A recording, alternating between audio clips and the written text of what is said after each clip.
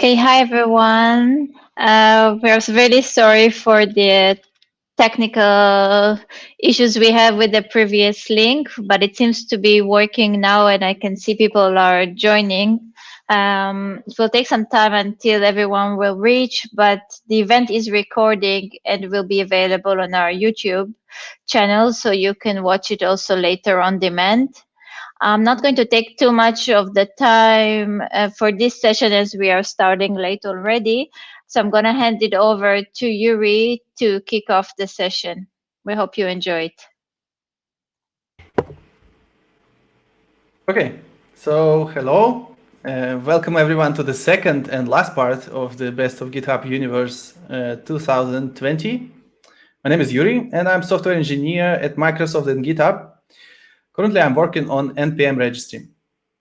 Last Thursday, we were streaming the first part of this event, and you can find a recording of that at Microsoft Reactor YouTube channel.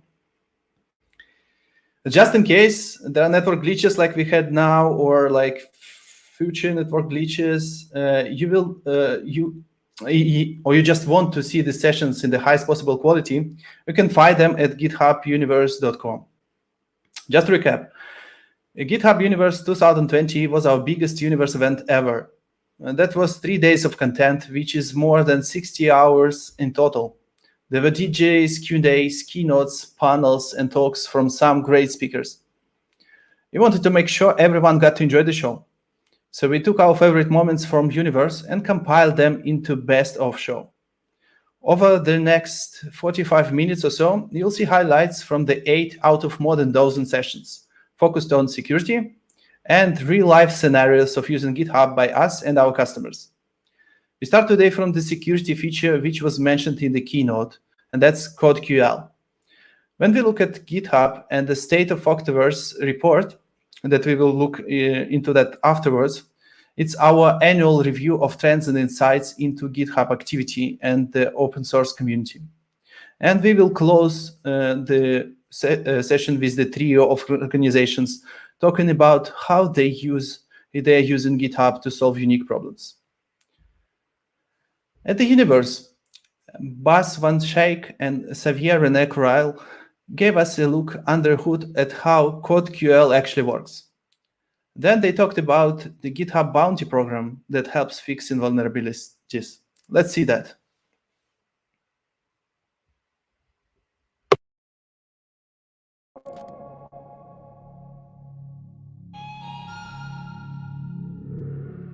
So, GitHub code scanning. Earlier this year, we announced it, and code scanning does exactly what it says on the tin.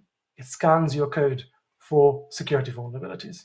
And any alerts we find in pull requests are automatically flagged up to you so that you can fix them before you merge the code changes into your main branch. That particular code patterns could be, for example, a server-side template injection vulnerability.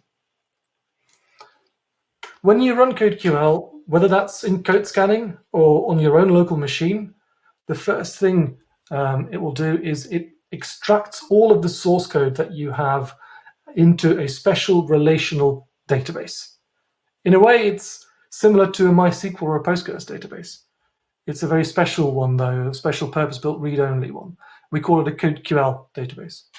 And just like with MySQL and with Postgres, you can run queries against that database. And in fact, a CodeQL query looks a bit like a SQL query, but it's a lot more powerful. I'll show you one in the live demo that I've got. Now, a CodeQL query is a way to sort of interrogate and explore your source code. A very simple query might, for example, look for a variable called password that you then write to a plain text log file. More advanced security analysis, more advanced queries do very intricate flow analysis. They track where user-controlled data enters your application. They track it through your application, through function calls and data structures, to a location where it might be used in an unsafe way. And the SSDI analysis does exactly that. It tracks untrusted user data that eventually ends up in a template. Now, in a way, every query captures the security knowledge of a security researcher. And by codifying that knowledge, we can apply it at a massive scale. So, for example, we run CodeQL against hundreds of thousands of repositories. and every single query result that we get is an alert in code scanning.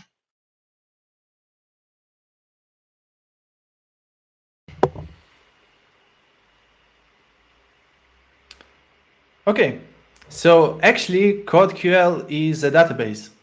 It means you can query any data from this database with CodeQL queries.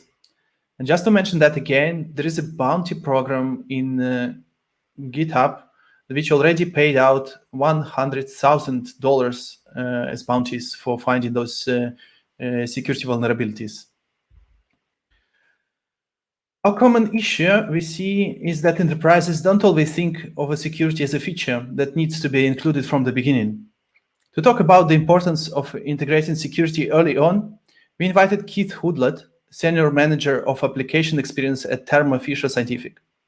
He explains why companies don't think of a security as a feature and how you can implement security as a feature within your toolchain. Let's see it.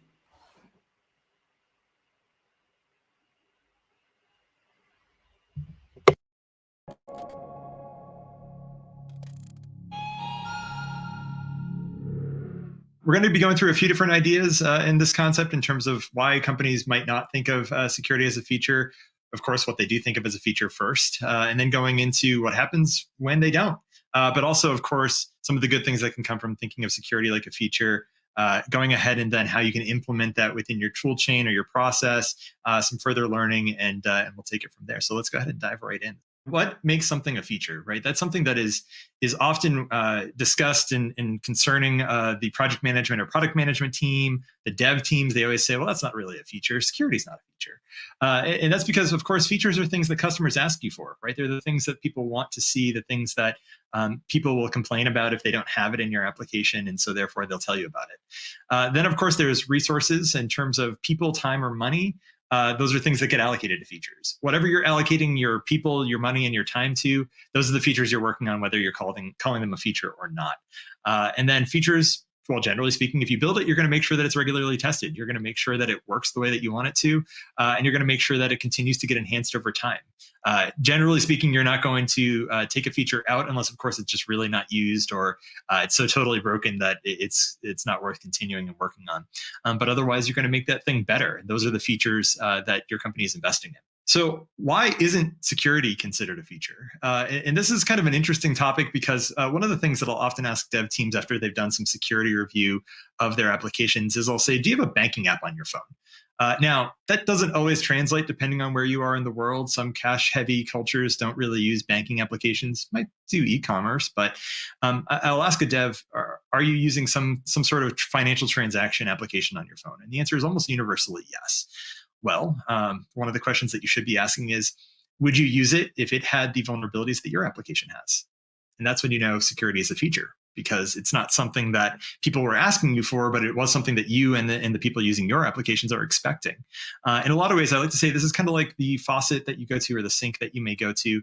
And when you turn that left knob, you expect the water to be hot. That's universally true. You didn't have to ask anyone for it, and you didn't have to tell the plumber to install it that way. It's just the way that that operates. And so in a lot of ways, that's the way that people think of security today, is it's one of those utilities that you just expect it to be there and expect it to work as intended. There are benefits to treating security as a feature. A good example of that is attack complexity increases. One of the things that I like to think about here is, why are phishing attacks still so prevalent? Because people fall for them, first of all, and because the more complex attacks are really expensive. We can look at the zero-day market when it comes to things like iOS or Android vulnerabilities that are out there today, where you've had 0 days to apply a patch or implement security. And quite frankly, those costs are going up. And that's a good thing, because what that ends up meaning is that the attacker ends up being a very small subset of the world's landscape. It ends up being state actors as opposed to cheeky kids on the internet, for an example. And so that way your application will be a little bit more robust, and quite frankly, you're outrunning a majority of the bears. Of course, it also differentiates your project or your product. If you think about Apple, for example, they're almost universally known for a lot of the security and privacy implementations that they've put in place. We can also look at examples within the software development landscape, such as React versus Angularjs. Back in the day, Angularjs, the original version of it, had a sandbox, and that sandbox had a lot of escapes, and it led to a lot of vulnerabilities, such as remote code execution or even full remote reverse shell. I've taught a couple trainings that have shown exactly how this works, and thankfully, Google has addressed that with later versions of Angular, such as by removing the sandbox in the original Angularjs because people were using it wrong. And in this way, if we think of security as a feature from the get-go, we can actually write on secure frameworks and languages like Rust to eliminate a vast majority of the vulnerabilities that enter our landscape. And of course, once you go ahead and invest in security as a feature, it allows you to save time and money. It's that return on investment, that compounding interest that allows you to actually go ahead and focus on other investments and experimentation so that you can grab more market share and, of course, differentiate your product and then pay down those other technical debts that you might be encountering. And then, of course, in terms of some tools that you can use, I like to say with static analysis, GitHub's advanced security toolset is phenomenal. Their acquisition of Semel is light years ahead of other products in the space. And I say that from being a code security engineer at Veracode in a past life. It is one of those tools that can really make a difference in your code base. And I strongly encourage any open source project to check that out. Dependency checking, again, making sure that you check the ingredients as well as of the static analysis recipe. Dependabot, really great tool if you're on the GitHub platform, which I would think that you probably are if you're watching this. And then, of course, OWASP's dependency check tool, if you need another thing to go ahead and look into the environment and make sure that things are working appropriately and that the libraries you're using are fresh and secure.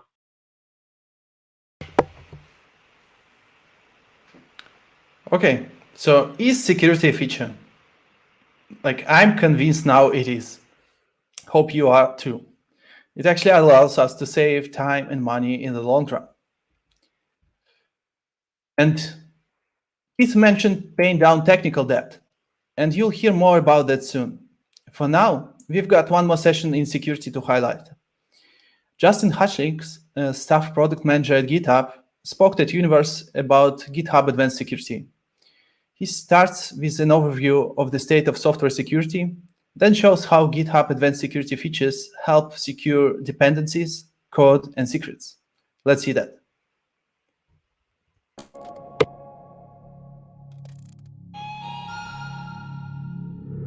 Here at GitHub, we're really focused on understanding security from the developer's point of view, because empowering developers to build secure code is one of the best ways to move the needle on your security story. Now, there's a ton of great data in the State of the Octoverse report this year, but one of the things that I like to point out is how developers introduce security vulnerabilities at a relatively constant rate with every line of code that's written. And that's not me criticizing developers. I don't write the code, and I know just how hard it is. This should really underscore that writing secure software is really hard. It doesn't matter how smart your team is. It doesn't matter, how well you hire. There's a reason that MITRE has so many different CWE buckets. It's because as humans, we tend to introduce the same kinds of problems over and over again. Around 83% of applications have at least one security vulnerability in them. Organizations that adopt DevSecOps practices run security scans daily reduce their mean time to remediate security problems by around 72% versus organizations that run, just a few times a year. So that's why we at GitHub have been hard at work with a collection of security solutions that we call GitHub Advanced Security. Within GitHub Advanced Security, we've got three major product areas. The first is secure dependencies. And this is your classic software composition analysis, or SCA capabilities. They help you track the software you depend on for vulnerabilities. Considering that, as much as 90% of the code on GitHub depends on open source, vulnerabilities in your supply chain are more important than ever.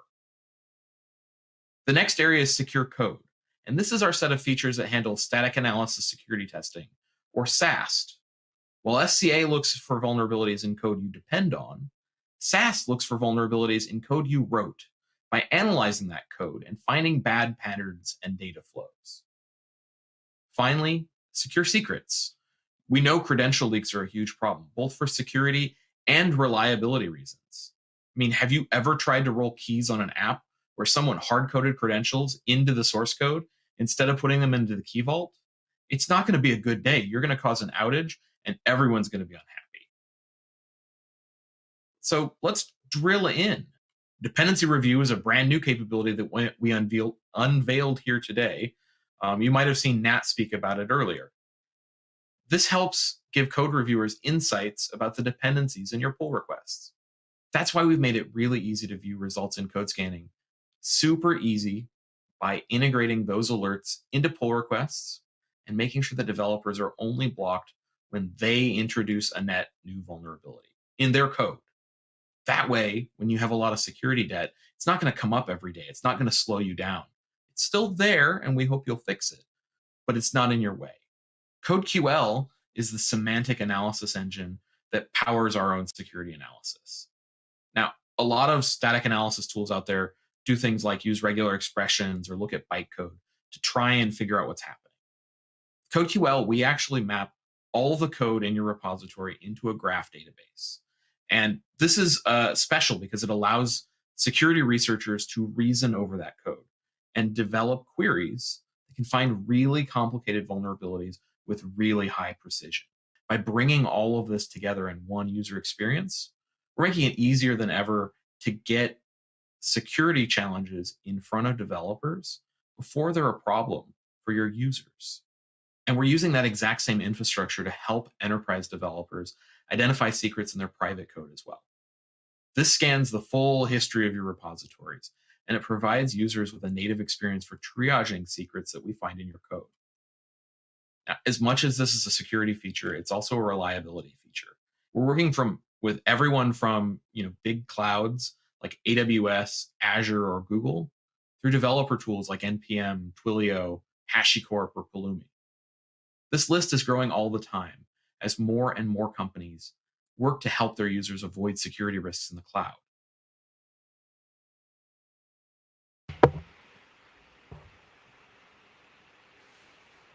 Okay, so thinking about security from the developer's point of view is very important. There are so many areas we need to secure. It's our dependencies, our code, and our secrets. And one important tool Justin highlighted is Pandabot. And actually, you can use it right now in GitHub. Universe 2020 featured so many incredible security sessions, more than we could possibly feature in one best of show. But remember, you can watch all of the sessions at full at githubuniverse.com. But now, let's move away from security to talk a little bit about GitHub itself. We recently unveiled the 2020 State of Octoverse report. It's our annual look at what's happening on GitHub and in open source community. We were so excited about the patterns it uncovered, so we decided to share the insights.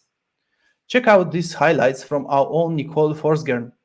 She walks through global development patterns and then explains how features like discussions, actions, and the Pandabot helps enterprises scale and work better. Let's see that.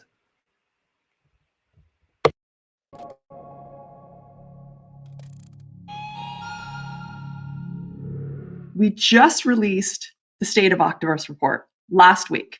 It was a birthday present to myself and everyone else. We took a slightly different approach this year. So in addition to sharing with the world how GitHub has grown and changed, we also did some deep dives. We had quite a year. We have now grown to over 56 million total developers on GitHub. That's some power. When we say community, we say community. Now, we also see 72% of Fortune 50 companies are using GitHub Enterprise. Just in the last year, in the last 12 months, we see over 60 million repositories were created and 1.9 billion, with a B, contributions were added in the last year. Overall, and we see this fairly consistently across the time zones, many people are both working longer hours and getting more done. We saw contributions to open source jump initially 40% compared to last year. And then when they settle out at about 25% increase compared to the previous year. We found that once an open source repo starts using actions on their pull requests, we see an 18% faster time to merge that pull request and an increase of 30% more pull requests merged. GitHub released and announced discussions earlier this year. So we took a look at the next.js repository and how they were using discussions. And it was great to see and kind of exciting to see how this grew over time. And what we found is that it really helped keep this community more resilient and more sustainable. What some of our other analysis found is that some of the best ways to invite and encourage and foster newcomers to stick with the community are with issues. The challenge with issues is that can burn out maintainers. So the exciting thing is that we also found that one of the best ways to encourage newcomers is with discussions. Discussions is a way to engage, talk about what's happening, learn new norms. Now, some of you may be thinking, well, what does this have to do with me, Nicole? This is an enterprise track. This is great because as we think about scaling our solutions and scaling throughout our enterprises, think about things like centers of excellence or communities of practice. This helps make sure that our expertise isn't siloed. This helps us spread that excellence. It's a lot like InnerSource, right? We have so many things. We have expertise. We have process. There's so many things that we can share. We found that any piece of code or any repo has a 59% chance of getting a security alert in the next year for those active repositories with supported package ecosystems. Most vulnerabilities are mistakes. Only 17% of them are explicitly malicious, things like backdoor attacks, and they result in only 0.2% of alerts in the very commonly and most used repos and most used files. 83% of these vulnerabilities are the result of mistakes. So it's important to remember anyone can make a mistake and anyone can insert a mistake into your code base. So by leveraging the power of community, that means that anyone in this community can help find these vulnerabilities and fix them for you. Another benefit of automation, repositories that automatically generated a pull request using Pandabot to fix, patch their software 1.4 times faster. So many times people ask me, what does shift left look like? If I want to be doing DevSecOps, what does that look like? This is what that looks like. We can scale what it is that we find. We can build that into our development workflow.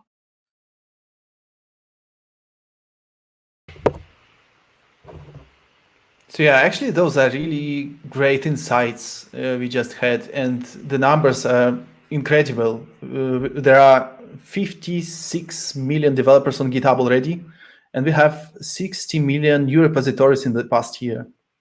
So we, within those numbers, we observed almost 2 billion contributions last year.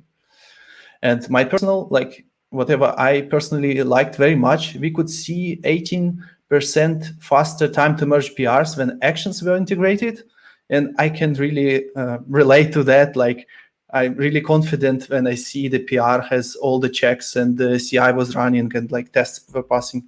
It's really increased the confidence, and I understand why it's really fast to merge those PRs. Okay, so you heard previously Keith Hoodlet talk about technical debt. It's actually a huge challenge for enterprises, not just avoiding it, but also paying it down. GitHub is an enterprise too, so we are not immune to technical debt.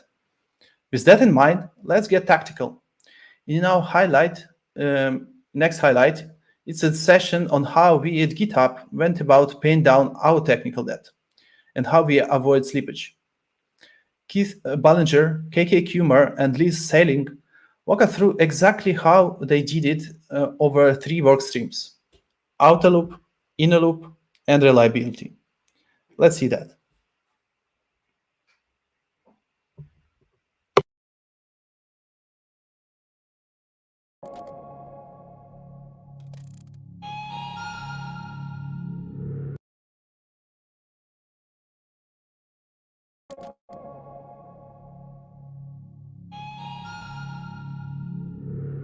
So at GitHub this summer, we basically decided to have a project where we were going to pay down this technical debt with very specific outcomes in mind. We stopped most, not all feature development to really focus the engineering team on swarming on these issues. We went out to ICs to understand what are the problems that they are seeing And of course, we looked at, what are the problems we're seeing kind of holistically across the entire system.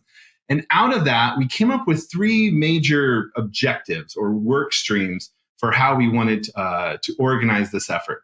One was around both the outer loop, how you deploy software, but also our observability, both observability during a deploy and then just generally speaking. Another big set of work streams was around the inner loop and testing. That is, when someone is coding, they're making a build locally, they're running tests, all of those kinds of things.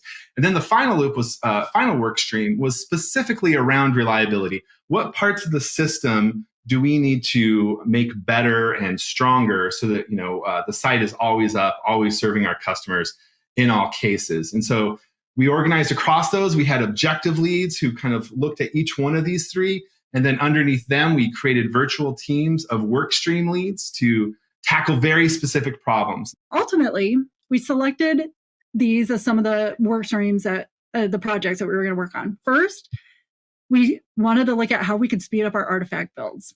And we need some more progressive rollout stages and automation around them.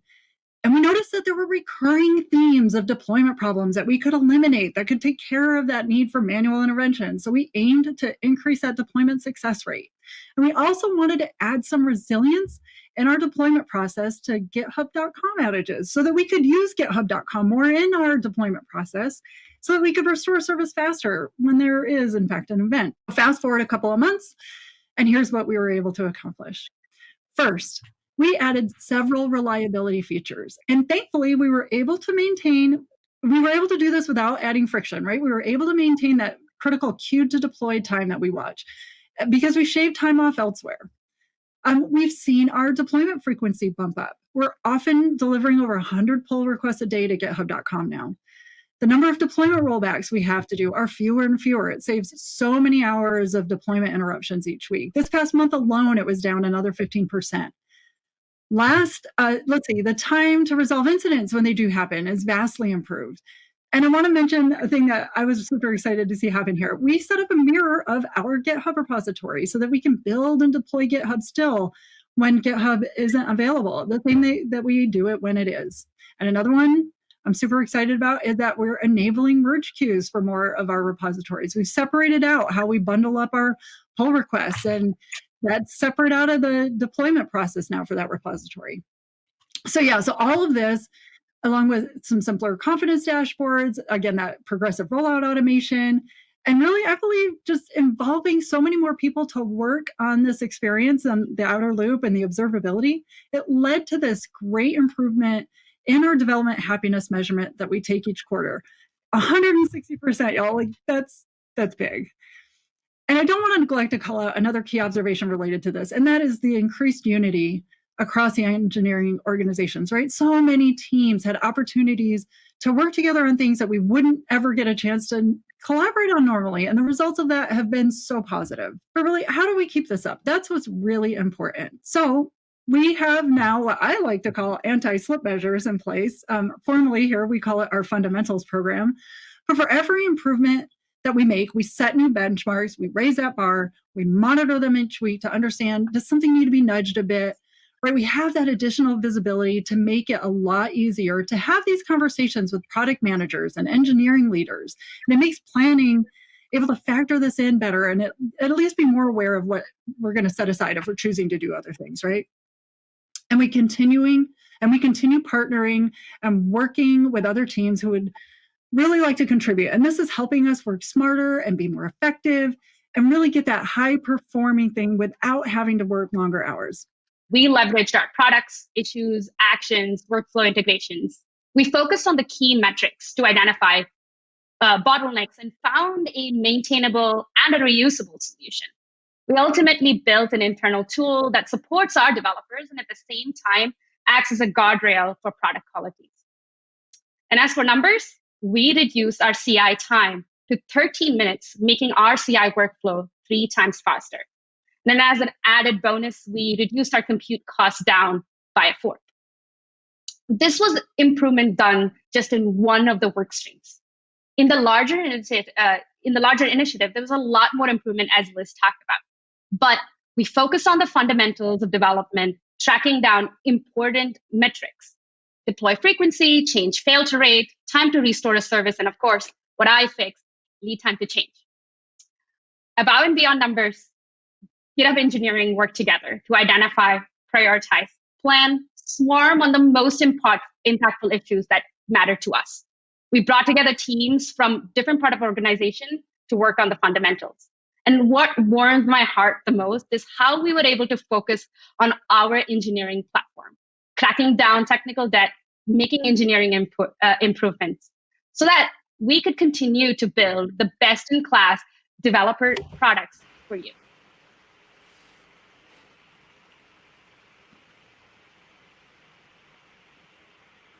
Okay, so we could really see results coming from this effort. Time to resolve incidents went down 25%, and we also managed to achieve a triple faster continuous integration speed. And actually, development experience and SAT grew 160%. And then SAT stands actually for net satisfaction. It's really cool to work with engineering systems that don't slow you down and don't prevent your productivity. We're nearing the end of the Best of Universe show, and it's been a lot of fun. You have seen highlights from new product features, security, and a little bit about GitHub itself. Now we'll hear from 3 different companies, all in a row. I will not be talking in between. So they are talking about how they use GitHub to solve their unique challenges. Up first, we have highlights from Alize Carpio and Rocio Montes at Intuit. Their org used inner source to overhaul legacy practices.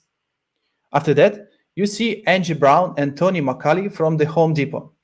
They'll explain how open source gave them agility for continuous improvement. And finally, we have Hankton Brown, Chief Architect and R&D and Lab Manager at 3M. He'll share how 3M accelerated innovation with GitHub Actions. Let's see this.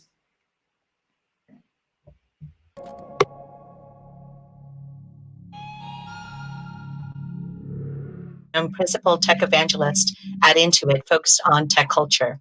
And I'm joined by my colleague, Rocio Montes, Staff Software Engineer, leader in inner source and open source. I create tooling and automation to make these 2 initiatives successful. At Intuit, we have 6 big groups across multiple continents and multiple time zones.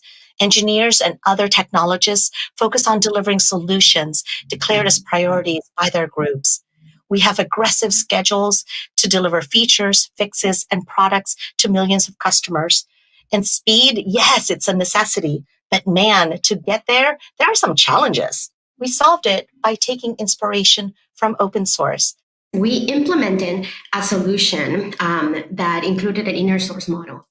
Inner source takes the principles of open source into the enterprise environment. Inner source is a great tool to help break silos, encourage internal collaboration, accelerate new engineering onboarding, and identify opportunities to even contribute back to open source. You will for sure need leader support in order to provide, time for training of their engineers, time for their engineers to adopt engineer guidelines and make the technology changes. And like I mentioned before, you need to create a set of unified guidelines. Also, identify your model teams, these teams that are going to be, like I mentioned, foundational capabilities in each of the business units that you have. Conduct workshops to teach how to do inner source. We actually had workshops at each Intuit site, and every chance we got, every conference, every event, there we were, inner source, rah, rah, rah. So it's really important that you teach what inner source is. Now, you heard about the benefits at a high level for engineers. We also wanted to let you know that many engineers told us that by allowing engineers to contribute to other repos, they were actually investing in their craft and that they were learning new skills. And in addition to the engineers, there were other stakeholders that really do benefit. The other one is our internal and external customers. And our customers definitely said that, wow, the products, not only are they delightful, but when there's a problem, you get that fix out right away. Now, for the business, Rocio did mention the business earlier. For the business, not only was there speed in delivering solutions and products to customers, but there was definitely higher engagement from our engineers or from product development teams. And we believe that and we're starting to see, some data on this, but we believe that higher engagement leads to higher retention of top tech talent.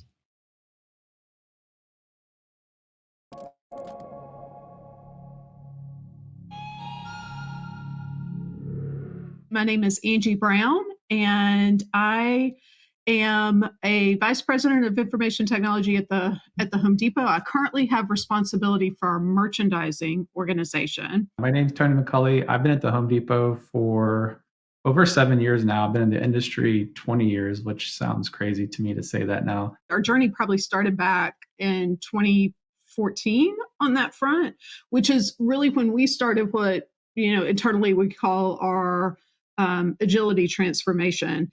And that's when we kicked off really changing how we build software, going from large projects with a large number of people and a large timeline to smaller balanced teams, leveraging test-driven development, leveraging continuous deployment.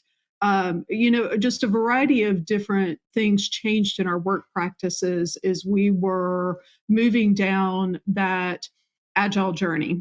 We just started spending more time trying to understand treat them as users and understand their challenges, start advocating on their behalf, and then trying to provide them solutions that sort of meet their growing needs and kind of meet them where they are.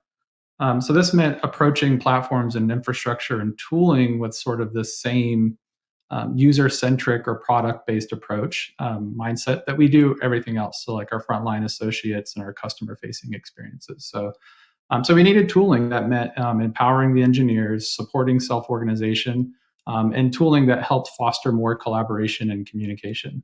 Whenever you're talking about this agile journey or this transformation, I think one of the most important things is fostering this culture of continuous learning and improvement. And when you're talking about continuous improvement, it's very difficult to do that sometimes if you don't know where you came from or where you started or where you are. And so I think, figuring out what to measure and what to improve is really important. So that's been difficult in IT. I mean, I think, almost forever, but I think it's changed a lot in the last few years. And a lot of that has to do with the work that, Nicole Forsgren and Gene Kim and the others have done over the years with the DevOps Handbook and Accelerate. So the 4 key metrics that we learned about in Accelerate has been a really liberating thing for me in my space. I mean, a lot of the stuff that we used to do that, felt good or felt like the right thing to do. I mean, for the first time in a long time, it's quantifiable, it's tangible, and it's measurable. And that's really liberating. I mean, for now, it's allowed us to treat our platforms and infrastructure and service offerings much more like a product. So we can experiment, we can make hypotheses, we can try things, and we can figure out what has a positive or a negative impact.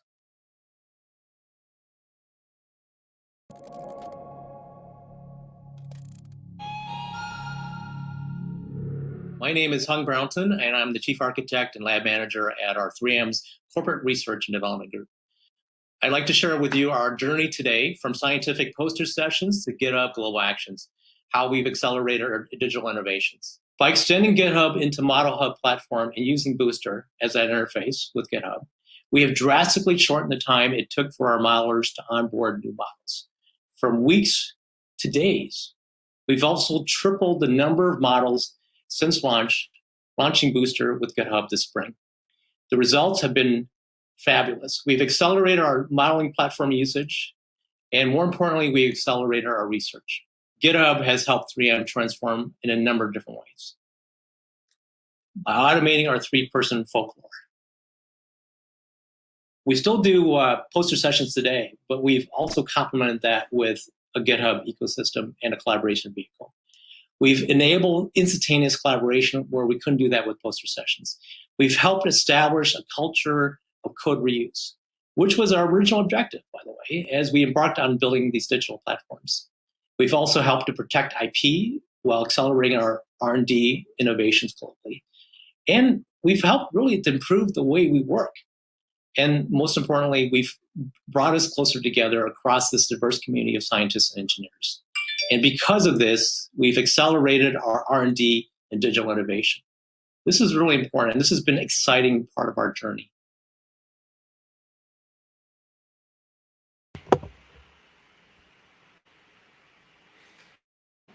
Okay, it was really great to hear Hank talk about how 3M uses GitHub Actions.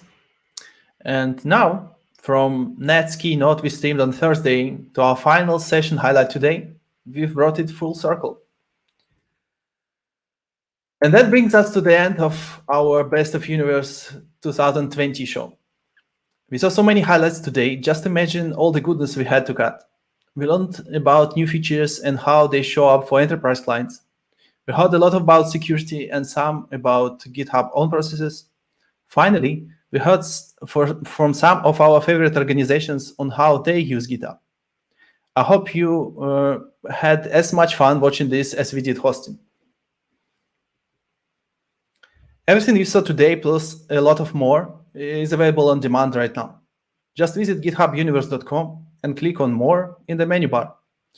If you have any thoughts or reactions to what you just saw, hit us on Twitter @GitHub and let us know. And last but not least, stay tuned for news about Universe 2021. That's officially it for us. Thanks for watching. Bye.